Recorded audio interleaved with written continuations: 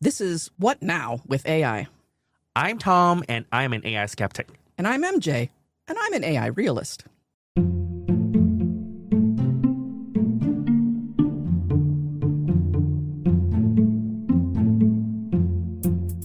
Good morning, MJ. Good morning, Tom.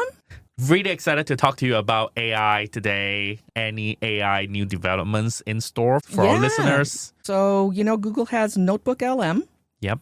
They now have Google Notebook, which is not the same as Notebook LM. Notebook is taking all of your documents, like in your mail or your Google Drive or wherever they might be, your slides, and you bring them all together, and then that is used by Gemini. So it's a way of creating a RAG or a knowledge base for Gemini without the user having to know what that is. A second thing that they have is Google Skills. So we've been talking a lot about agents on this podcast, and Skills is like Agents Lite. It's a way for ordinary users to have AI do a repetitive process across their mail or across their documents, and then save it. And then it becomes like an agent, and they're calling that a skill. And then a third thing that Google is doing is, I think they are, in a way, rebranding the use of AI within all of their applications to call it personal intelligence. In episode 1, you predicted that this year the chatbots are going away because AI capabilities are going to be incorporated into the product. So this is exactly in line with what you're predicting. I don't think this is anything new because, we have Claude Cowork. You can already connect it to Gmail I can tell you something that I did personally.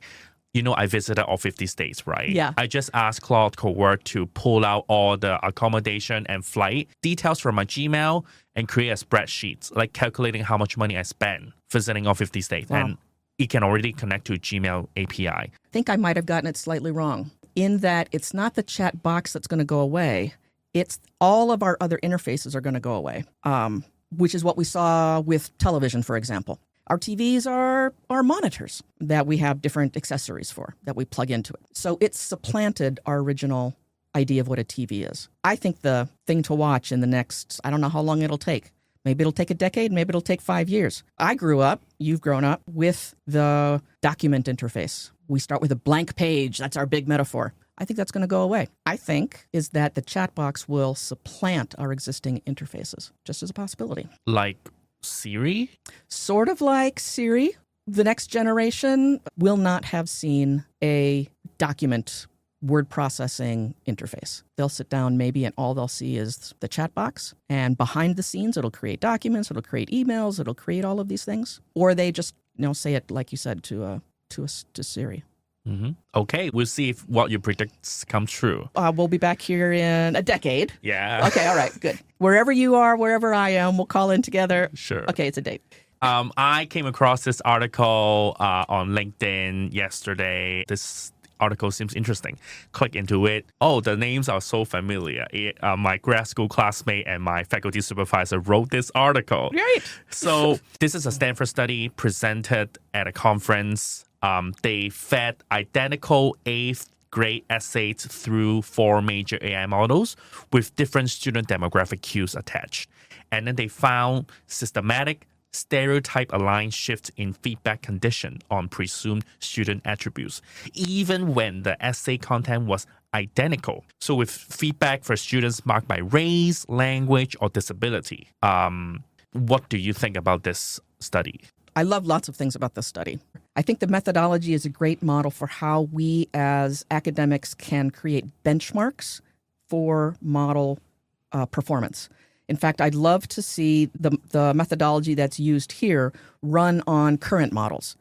The one issue I had was that these models that they tested aren't used anymore. Me too. My first reaction is like, these models are like a few generations back. But then, okay, because, writing up a journal article and getting it published takes time. They probably wrote it like a year and a half or 2 years ago. Like, I wonder if it'd be the same if we use GPT 5.5, which was just released this week, Mm-hmm. Well, it would be feasible to create a tool that could be used on any model. Yeah. This could be put into kind of a turnkey that we could use as a benchmark for any model. And it's replicable too. Like you and I can do this exact same study right now with GPT 5.5. That's right. I love this as a model. I love the phrase they use, an averaging machine. So we've heard probability machine or pattern machine. It gives us a response that is highly representative within the data it has. So it's like a mirror. It tells us that maybe without even knowing it, we're introducing these biases when we give feedback. A lot more faculty are using AI to generate a first round of feedback on student papers. Yeah. It never occurred to me before reading this study that AI might be biased in the feedback that it gives in ways that aren't like, oh, it's racist. It's like, it's trying to be helpful. Yep. And I'm going to give more details. So basically, for the same essay, if you tell the AI model that, oh, this is an Asian student, it will say, oh, talk about how hardworking you are, talk about how diligent you are. If you're an African American, it will say, talk about your identity, talk about how it affects your upbringing and things like that. If you're Latino, it will give excessive feedback on grammatical accuracy and word choice, assuming that your language is not good. And if you're identified as having a cognitive disability, then it recommends that you simplify things, right? It speaks to you in very simple ways, as though you can't understand. So imagine if a faculty here at MSU uses AI tools and the essay itself mentions something like that in a student background, maybe some bias will be included in the feedback. And I think we need to be aware of that. Absolutely. Absolutely. Another point I want to bring up is, at the beginning of this episode, we're talking about AI linking up database, right? So what if in the future, D2L links up with the student information system? So it already knows that this student is Black. Great point. So when it generates feedback, it considers the student's background into the feedback, and we don't even have control or haven't thought about it. That's right. I love that point. I don't love that it would happen. But one term that has become much more important and much more prominent over the past maybe just 4 or 5 weeks is the term harness. If you put a harness when you're riding a horse, it helps to guide it and control its movements and shape it in certain ways. What are the harnesses that we might provide for these technologies as instructors? Yeah. Or as students? Speaking of students harnessing AI, I want to bring up another article that is called The Students Who Won't Use AI. So this article basically quotes a recent survey called Voices of Gen Z, the AI Paradox.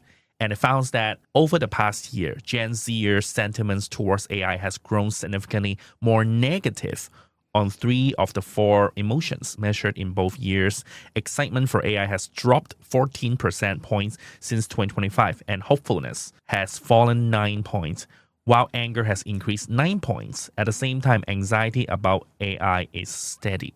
But increasingly, we see students or the general public, at least a part of them, have some resistance towards AI. I agree. When we're seeing that kind of reaction, I think that the main takeaway, what does it mean when students or instructors or our community, when the only tool that they have to resist, we talked some about resistance last week. Yeah.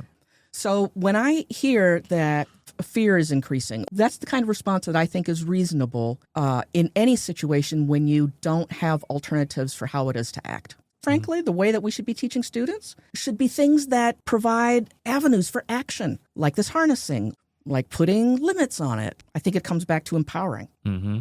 Another anecdote is, so someone here working at MSU shared with me the story. He was tasked with running an AI workshop for faculty in a particular college here at MSU.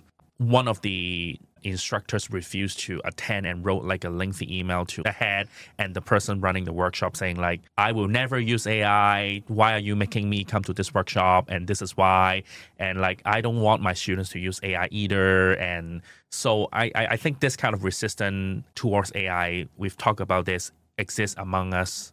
It's not feasible to just like stick your hand in the sand and pretend to be like, I don't want my students to use it, so they won't use it. And if I don't cover it in my course, then I don't have to deal with the issue of students plagiarizing or using it in appropriate ways. Instead, if you talk about it, what AI is capable of doing, talk about why you decide to incorporate or not in your course.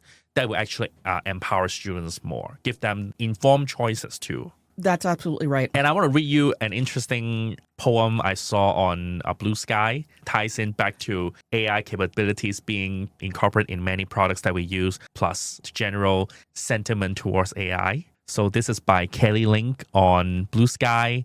The poem goes, "This is just to say, I have turned off the AI features that were in the updates and which you were probably hoping to monetize. You. They were stupid, so unnecessary, and so annoying." Yay! Speak out. Use your agency. Hey, that relates to something that I sent you about the other end of the spectrum, about whether or not faculty should disclose their use of AI. So this is an article that appeared in EDUCAUSE Review. The authors, Carol Dam and Lance Eaton, are proposing a framework that faculty should use to reveal, disclose to their students about their own use of AI to create their instructional materials or in other ways in their teaching. So it starts from a minimal use, which includes things like, I used it to brainstorm, or I used it to do minor text edits on my slides. Then moderate, which is that I used AI pretty significantly for my different components of this class. Significant would mean that I used GenAI for the backbone of a major component of this course. And then there's comprehensive, where the GenAI produced most of the instructional artifacts. I have seen examples of each one of these. If these things are happening, these authors are saying, yeah, it should be disclosed, and we should disclose the level that it's at. I've been following Lance Eaton for a while. He's a leading voice in AI in education. I don't think this is anything new, like the disclosing AI use to students.